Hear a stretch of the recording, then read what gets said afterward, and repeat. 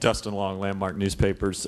Brian, I wanted to ask you about the Jeremy Mayfield case. Jeremy Mayfield's attorney this week publicly made the comment in light of NASCAR asking the judge to make a judgment on the pleadings. His comment publicly was a desperate attempt by desperate people, referring to NASCAR. I wanted to ask you about that comment and also about their side looking at depositions, additional depositions, including to yourself, but also including your ex-wife in that, and your feelings about that situation.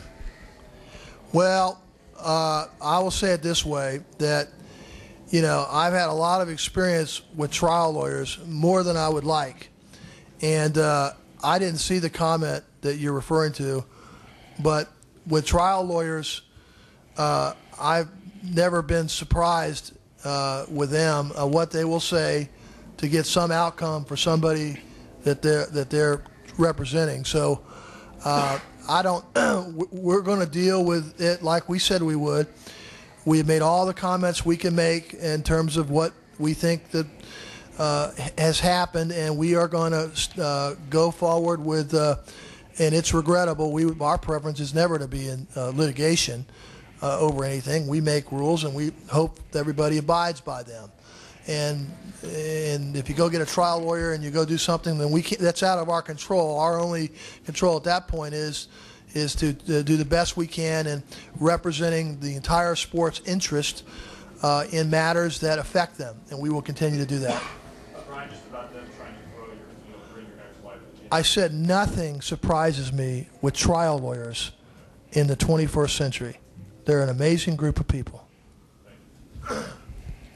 Paul Kaminsky, CBS News. Mr. France, as an outsider, I'm looking at some of the things that are happening in the series, and after Dustin wrote an article with an interview with three of the series commentators from television, seemed like they got sat on. For the record, sir, would you state what the organization's policy is on your media partners and the people that you credential, giving criticism to there and take it from there? Is there going to be any kind of retribution? No, we don't operate with retribution. And we don't have a policy that with our broadcast partners. They're our partners by definition.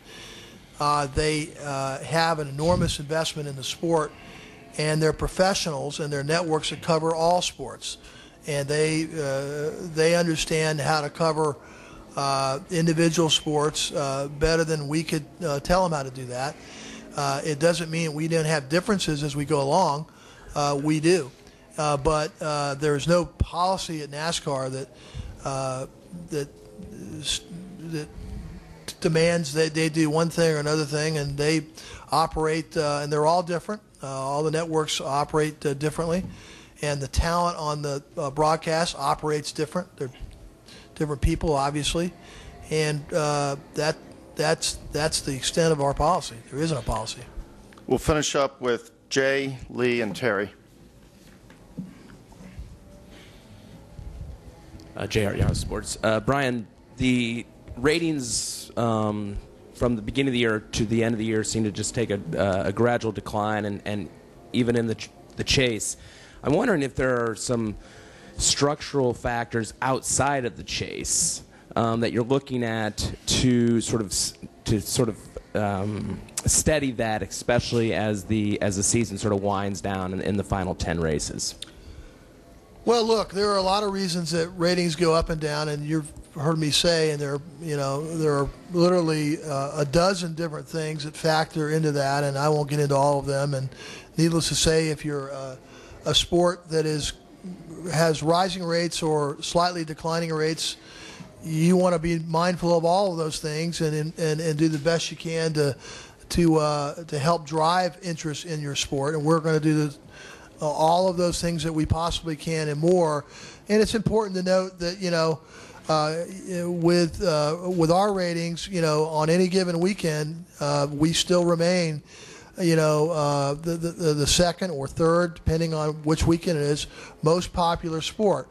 And while we always want to be having our ratings go like this, that's a up direct trajectory is not always possible. You're going to have because of those 12 variables and different headlines and so on, you're going to have some things that in terms of peaks and valleys, and you measure it over a very long time, and you work on the things that, as I said, that can create more interest and create more viewers, frankly create more people going to events, more people buying merchandise, more people interested in NASCAR in general. That's a core fundamental issue that we take with very seriously.